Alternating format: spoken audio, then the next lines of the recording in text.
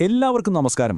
ഇന്ന് നമ്മൾ സംസാരിക്കാൻ പോകുന്നത് പണ്ഡിറ്റ് ശ്രീറാം ശർമ്മ ആചാര്യയുടെ നിരാശാ സേ ബചേं ആശാവാദി ബൻകർജിയെ എന്ന ഹിന്ദി പുസ്തകത്തിലെ ചില അമൂല്യമായ ആശയങ്ങളെക്കുറിച്ചാണ്. എങ്ങനെയാണ് നമുക്ക് നിരാശയെ മറികടന്ന് ഒരു ശുഭാപ്തി വിശ്വാസിയായി ജീവിക്കാൻ കഴിയുക? ജീവിതത്തിൽ വരുന്ന കയറ്റിറക്കങ്ങളിൽ തളരാതെ എങ്ങനെ മുന്നോട്ടു പോകാം, അല്ലേ? നമുക്കിതിലേക്ക് കുറച്ചുകൂടി ആഴത്തിലൊന്ന് ഇറങ്ങിച്ചെല്ലാം. നിങ്ങൾ എപ്പോഴെങ്കിലും സ്വന്തം ജീവിതത്തെക്കുറിച്ച് ഒന്ന് ആലോചിച്ച് നോക്കിയിട്ടുണ്ടോ?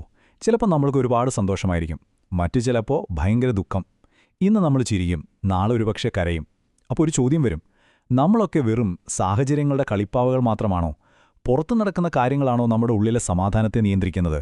ഈ ഒരു ചോദ്യം എനിക്കുറപ്പാണ് നമ്മളെല്ലാവരും എപ്പോഴെങ്കിലുമൊക്കെ സ്വയം ചോദിച്ചിട്ടുണ്ടാവും. അപ്പോൾ ഈ ഒരു ആടിയുലിച്ചിലിൻ്റെ യഥാർത്ഥ കാരണം എന്തായിരിക്കും? നമുക്കൊന്ന് ഉള്ളിലേക്ക് നോക്കിയാലോ? എന്തുകൊണ്ടാണ് പുറത്തു നടക്കുന്ന ചെറിയ ചെറിയ കാര്യങ്ങൾക്ക് പോലും നമ്മുടെ മനസ്സിനെ ഇത്രയധികം സ്വാധീനിക്കാനും വിഷമിപ്പിക്കാനും കഴിയുന്നത്? ഉത്തരം ഒളിഞ്ഞിരിക്കുന്നത് ഒന്നിൽ മാത്രമാണ്: അഹംഭാവത്തിന്റെ കെണി. അതെ, അതുതന്നെയാണ് നമ്മുടെ വേദനയുടെ ഏറ്റവും വലിയ മൂലകാരണം. ഒന്ന് ചിന്തിച്ചു നോക്കൂ.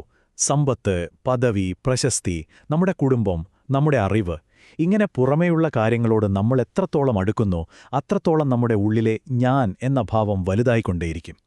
ഈ ഞാനാണ് കേട്ടോ എല്ലാ ദുഃഖങ്ങൾക്കും കാരണം. എന്തുകൊണ്ടെന്നാൽ ഈ അഹംഭാവം പടുത്തുയർത്തിയിരിക്കുന്നത് വളരെ വളരെ ദുർബലമായൊരടിത്തറയിലാണ്.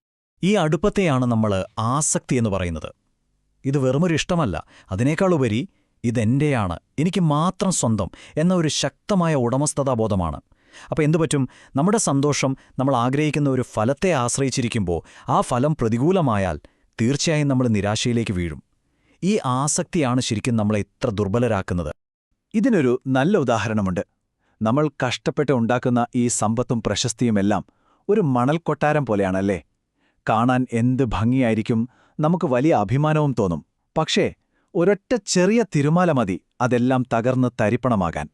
ഇതുപോലെ ജീവിതത്തിലെ ആകർഷണങ്ങളെല്ലാം ക്ഷണികമാണ്, സ്ഥിരമല്ല എന്ന് നമ്മൾ തിരിച്ചറിയുമ്പോൾ സ്വാഭാവികമായും അവയോടുള്ള ആസക്തി കുറയും, നമ്മുടെ അഹംഭാവവും ഇല്ലാതാവും. അപ്പോൾ ശരി, ഇതിനെല്ലാമുള്ള പരിഹാരമെന്താണ്? ജീവിതത്തിലെ പ്രതിസന്ധികളെ ഇങ്ങനെയൊന്നും തളരാതെ നല്ല സ്ഥിരതയോടെ സമചിത്തതയോടെ നേരിടാൻ ശക്തമായൊരു വഴിയുണ്ട്. അതാണ് നിസ്സംഗകർമ്മത്തിന്റെ പാത. ജീവിതത്തിൽ വരുന്ന പ്രഹരങ്ങളെയൊന്നും ഒരു പോരൽ പോലും ഏൽക്കാതെ എങ്ങനെ നേരിടാമെന്ന് നമുക്കൊന്ന് നോക്കാം. ഇവിടെ 2 ഉദാഹരണങ്ങൾ നോക്കാം. ഒരു ചുറ്റികയെടുത്ത് ഒരു കല്ലിലടിച്ചാൽ എന്ത് സംഭവിക്കും? ആ കല്ല് പ്രഹരത്തെ ചെറുക്കാൻ നോക്കും, അവസാനം പൊട്ടിത്തകർന്നു പോകും, അല്ലേ?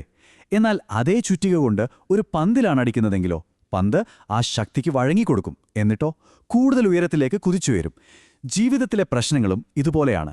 നമ്മൾ കല്ലിനെ പോലെ പ്രതികരിക്കരുത്, പന്തിനെ പോലെ ആവണം. വഴക്കത്തോടെ നേരിടുമ്പോൾ മാത്രമേ നമുക്ക് കൂടുതൽ കരുത്തോടെ തിരിച്ചുവരാൻ സാധിക്കൂ. ഇതാണ് ഭഗവത്ഗീത മുന്നോട്ടുവയ്ക്കുന്ന മഹത്തായ ഒരു തത്വം, നിഷ്കാമകർമ്മയോഗം. എന്താണിത്? വളരെ ലളിതമാണ്. നമ്മുടെ കടമകൾ, നമ്മൾ ചെയ്യേണ്ട ജോലികൾ ഏറ്റവും മികച്ച രീതിയിൽ ചെയ്യുക. പക്ഷേ അതിന്റെ ഫലത്തിൽ ആശ വയ്ക്കരുത്. വിജയം കിട്ടിയാൽ ഒരുപാടങ്ങ് സന്തോഷിക്കുകയോ പരാജയപ്പെട്ടാൽ ആകെ തളർന്നു പോവുകയോ ചെയ്യാത്ത ഒരവസ്ഥ. ഇതാണ് സമചിത്തത നിലനിർത്താനുള്ള ഏറ്റവും പ്രധാനപ്പെട്ട താക്കോൽ. അതായത് നമ്മുടെ ശ്രദ്ധ മുഴുവൻ നമ്മൾ ചെയ്യുന്ന പ്രവൃത്തിയിലായിരിക്കണം, അല്ലാതെ അതിന്റെ ഫലത്തിലാവരുത്. നമ്മൾ ചെയ്യുന്ന കഠിനാധ്വാനത്തെ അതിന്റെ ഫലത്തിൽ നിന്നങ്ങ് വേർപെടുത്തുമ്പോൾ പിന്നെ ഫലം എന്തുതന്നെയായാലും അത് നമ്മുടെ ഉള്ളിലെ സമാധാനത്തെ ബാധിക്കില്ല. ഇങ്ങനെയാണ് നമ്മൾ ഈ സന്തോഷത്തിന്റെയും ദുഃഖത്തിന്റെയും കയറ്റിറക്കങ്ങളിൽ നിന്ന് ശരിക്കും മോചനം നേടുന്നത്. ഇനി ഈ നിഷ്കാമകർമ്മത്തിൽ നിന്ന് ഒരു പടി കൂടി മുകളിലേക്ക് പോയാലോ? അപ്പോൾ നമ്മൾ എത്തുന്നത് സമർപ്പണം എന്ന ആശയത്തിലാണ്. ഇത് വെറും നിസ്സംഗതയല്ല, അതിനപ്പുറം അഗാധമായൊരു സമർപ്പണ ബോധമാണ്. ഇതാണ് യഥാർത്ഥ സ്വാതന്ത്ര്യത്തിലേക്കുള്ള നമ്മുടെ താക്കോൽ. ഈ സമർപ്പണം എന്ന് പറയുന്നത് വളരെ ലളിതമായ ഒരു പ്രക്രിയയാണ് കേട്ടോ. നമുക്ക് നോക്കാം. ഒന്നാമത്തെ സ്റ്റെപ്പ്, നിങ്ങളുടെ ജോലി എന്താണോ അത് ഏറ്റവും നന്നായിട്ട് ചെയ്യുക, ഒരു വിട്ടുവീഴ്ചയും പാടില്ല. 2, ആ കർമ്മം ചെയ്യുന്നത് ഞാനാണെന്ന് തിരിച്ചറിയുക. പക്ഷേ ഏറ്റവും പ്രധാനപ്പെട്ട കാര്യം വരുന്നത് 3ാമത്തെ സ്റ്റെപ്പിലാണ്. നമ്മൾ ചെയ്യുന്ന ആ കർമ്മത്തെയും അതിൽ നിന്ന് വരുന്ന ഫലത്തെയും പൂർണ്ണമായും ഒരു ഉന്നത ശക്തിക്ക്, നമുക്ക് ദൈവമെന്ന് വിളിക്കാം, ആ ദൈവത്തിന് സമർപ്പിക്കുക. ഇങ്ങനെ ചെയ്യുമ്പോൾ എന്ത് സംഭവിക്കും? ഫലത്തിന്റെ ഉത്തരവാദിത്വം പിന്നെ നമ്മുടേതല്ല, നമ്മൾ അതിന്റെ ഭാരത്തിൽ നിന്ന് പൂർണ്ണമായും സ്വതന്ത്രരാകുന്നു.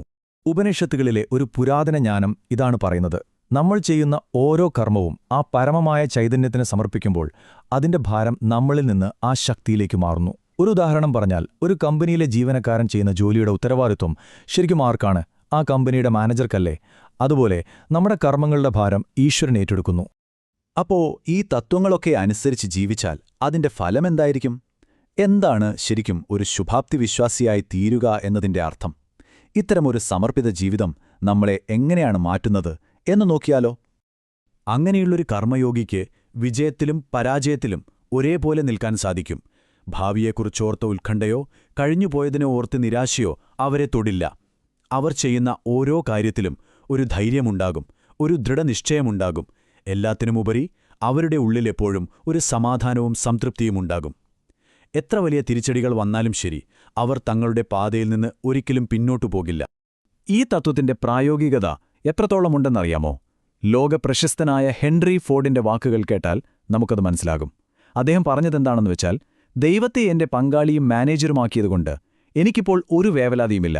ഈയൊരു ഉത്കണ്ഠയില്ലാത്ത അവസ്ഥയാണ് എന്നെ ആരോഗ്യവാനും സംതൃപ്തനുമായി നിലനിർത്തുന്നത് എന്നാണ്. നോക്കൂ, ഈ തത്വത്തിന് എത്രത്തോളം സാർവത്രിക പ്രസക്തിയുണ്ടെന്ന്. അപ്പോ ഇത്രയും നേരം നമ്മൾ സംസാരിച്ചതിൻ്റെ എല്ലാം ആകത്തുക എന്താണ്? ഇതിൻ്റെ എല്ലാം ആത്യന്തികമായ സന്ദേശം എന്താണ്?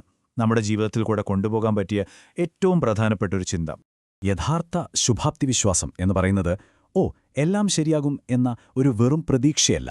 മറിച്ച് ജീവിതത്തിൽ എന്ത് സംഭവിച്ചാലും, അത് വിജയമായാലും ശരി പരാജയമായാലും ശരി, എന്റെ ഉള്ളിൻ്റെ ഉള്ളിൽ ഞാൻ സുരക്ഷിതനായിരിക്കും, എനിക്കൊരു കുഴപ്പവും സംഭവിക്കില്ല എന്ന അടിയുറച്ച ശാന്തമായ ഒരു തിരിച്ചറിവാണ്.